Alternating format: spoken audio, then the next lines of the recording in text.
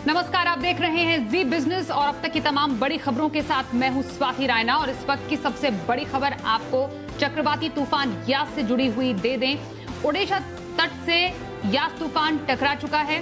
तूफान बालासोर के दक्षिण में 130 से लेकर 140 किलोमीटर प्रति घंटा की रफ्तार हवा की रफ्तार से टकराया।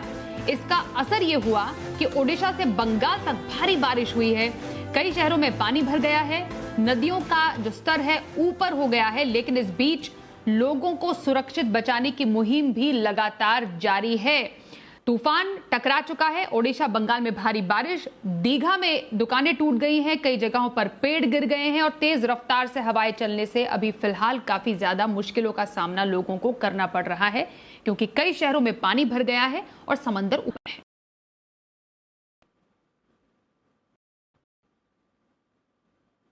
हमारे साथ हमारे सहयोगी आर्कोदीप्तो मुखर्जी हैं, सीधे इस पूरी खबर पर हमसे कोलकाता से जानकारी के लिए जुड़ चुके हैं।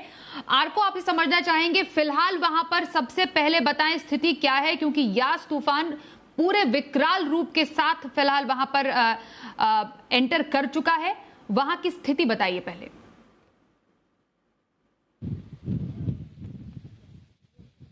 देखिए, बंगाल में जो साउथ बंगाल का जो डिस्ट्रिक्ट है वो ज़्यादा अफेक्टेड है। मैं बोलना चाहूँगा कि Midnapore, north 24 Parganas and south 24 Parganas and Kolkata, ये चारों डिस्ट्रिक्ट बहुत ज़्यादा अफेक्टेड है और भी कई सारे साउथ बंगाल के जो डिस्ट्रिक्ट्स हैं वो भी अफेक्टेड है। तो देखिए, जो लैंडफॉल होना था, जो बालासोर के साइड या धामरा के साइड होना था, वो हो चुका है और उसका इफेक्ट बहुत अच्छी तरह से बहुत ज़्यादा यहाँ पे दिखने को आया है। मैं अभी खड़ा हूँ नॉर्थ 24 परगनास के धामाखाली गांव में। यहाँ पे एक छोटा सा ये आइलैंड है, ये आप देख पा रहे हैं। जो वाटर लेवल जो अभी है, अभी बहुत नीचे चला गया है, लेकिन सुबह से या कल रात से यहाँ पे बहुत बारिश हो रहा था और अभी भी तूफान जारी है, लेकिन बारिश कम हो गया है। और यहाँ पे जितना खबर आया है कि मिदनापुर में पर्टिकुलरली जो टूरिस्ट स्पॉट है, जो दीघा है, मंदारमनी है, ताजपुर है, वहाँ पे बहुत भारी तरह से अफेक्टेड हुआ है, बहुत प्रॉपर्टी लॉस हुआ है।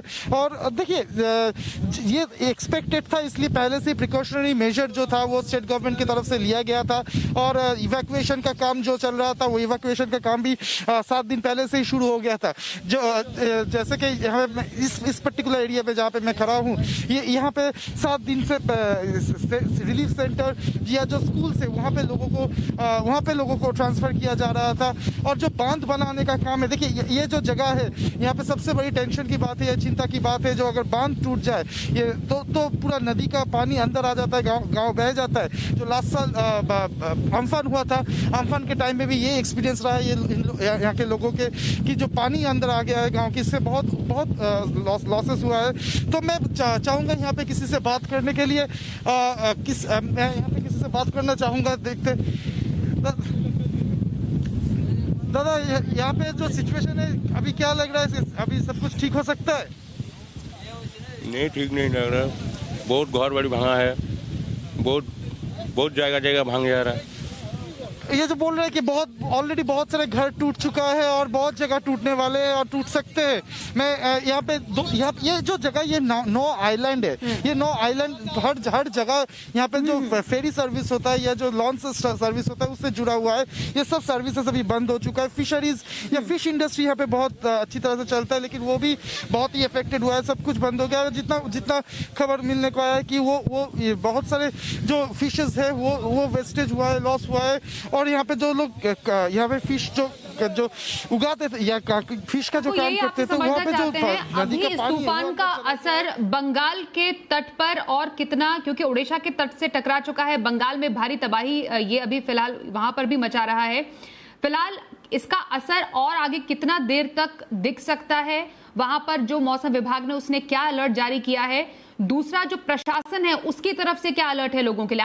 आपने कहा कि पहले से मुस्तैदी तो थी, लेकिन फिर भी भारी नुकसान हुआ है, वहां पर लोग भी काफी ज्यादा परेशान हैं, डरे हुए हैं। इन सबको सामान्य करने के लिए फिलहाल वहां पर प्रशासन की तरफ से और क्या बंदोबस्त है आगे आने वाले अब समय में 24 घंटे में?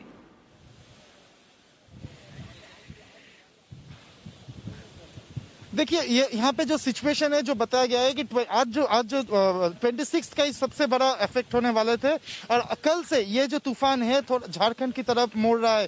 तो ये कहा जा सकता है अगर सब कुछ ठीक रहा तो वेस्ट बंगाल से जो ये संकट है आज रात तक या कल सुबह तक टल जाना चाहिए, फिर झारखंड के तरफ ये तूफान मोड़ ले लेगा।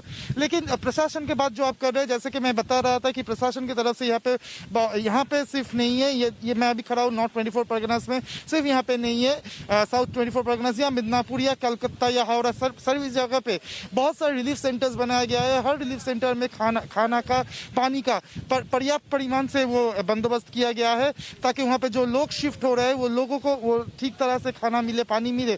सिर्फ इतना ही नहीं, जितने भी कैटल्स है, ये जो गाँव है, ये हर घर में कैटल्स बहुत है, तो उनको शिफ्ट करने के लिए भी अलग से प्लानिंग किया गया था, तो उनको भी शिफ्ट कराया गया है।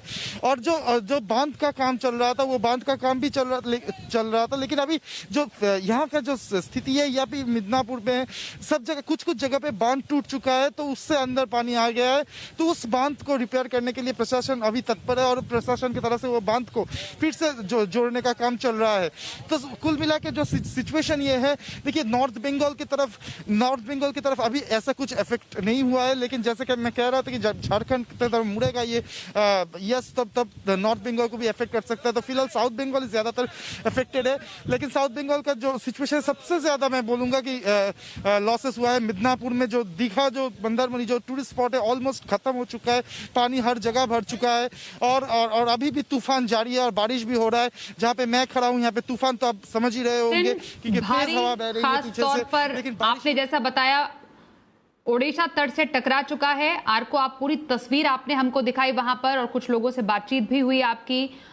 फिलहाल 24 घंटे इसका असर रह सकता है और कल के बाद कम से कम बंगाल से धीरे धीरे ये जो आपदा है वो टलती हुई नजर आ सकती है। लेकिन हाँ, इसका असर जो है आसपास के राज्यों में पूरी तरह खत्म नहीं होगा।